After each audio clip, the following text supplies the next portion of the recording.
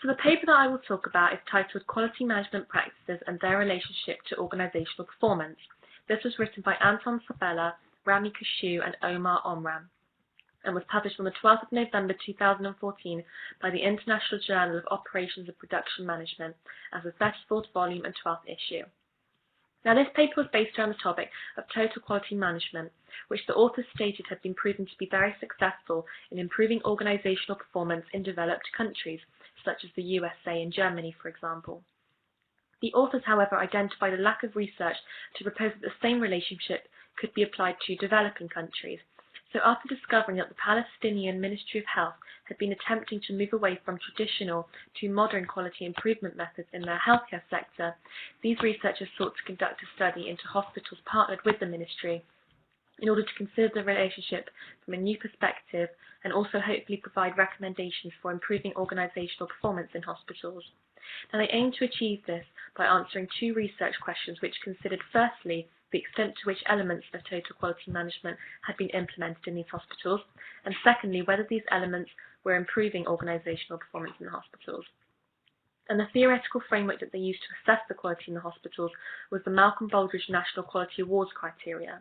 Their justification for using this approach was that it captured 7 main elements of total quality management that they wanted to study, these being leadership, human resources management, customer focus, strategic planning, information and analysis, process management, and performance results.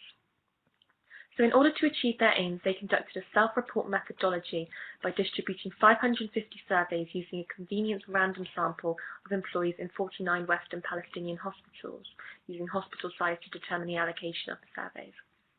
Using a Likert scale, the structure and content of the questions were formulated into 8 sections. 7 of the sections represented the 7 elements of the MBNQA criteria, and the 8th section asked about the participants' backgrounds. Now, the authors gained a 91% response rate from their surveys. However, they had to disregard some surveys based on the fact that questions were left unanswered, and they felt that this would damage the validity and reliability of the results. So after going through this process, they were left with 89% of responses. And by analysing the average score for each question and characterising the results into tables, the authors were able to answer their 2 research questions. So in relation to the first question, the researchers' results showed that the hospitals were performing on an acceptable level in accordance to the MBNQA criteria. This therefore provided evidence to suggest that the Palestinian hospitals were implementing the 7 elements of total quality management to some extent, however not to the maximum extent that they could have been implementing it. In relation to the second question, the researchers found that total quality management elements were both reliable and valid in measuring performance, and although all elements were improving organizational performance to some extent, 3 of the elements were significantly related to improving performance, these being people management, process management, and information and analysis. So the authors therefore concluded that in order for these hospitals to further improve performance in the hospitals, management should focus significantly on these 3 elements. However, they also did note that the other elements shouldn't be ignored because they did have some positive impact on performance.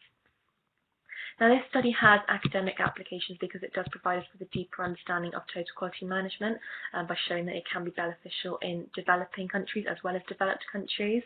But what I personally liked about the research was the practical and social applications that it has, because the results can be used to improve the healthcare sector, which a significant number of the Palestinian population would use.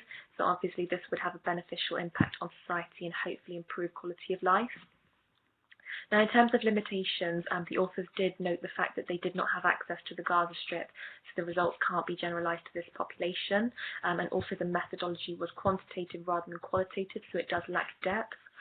I would personally add another limitation because the sample represented 54.7% of the male population against 43.3% of the female population, meaning the results could slightly be biased to the opinions of the male population.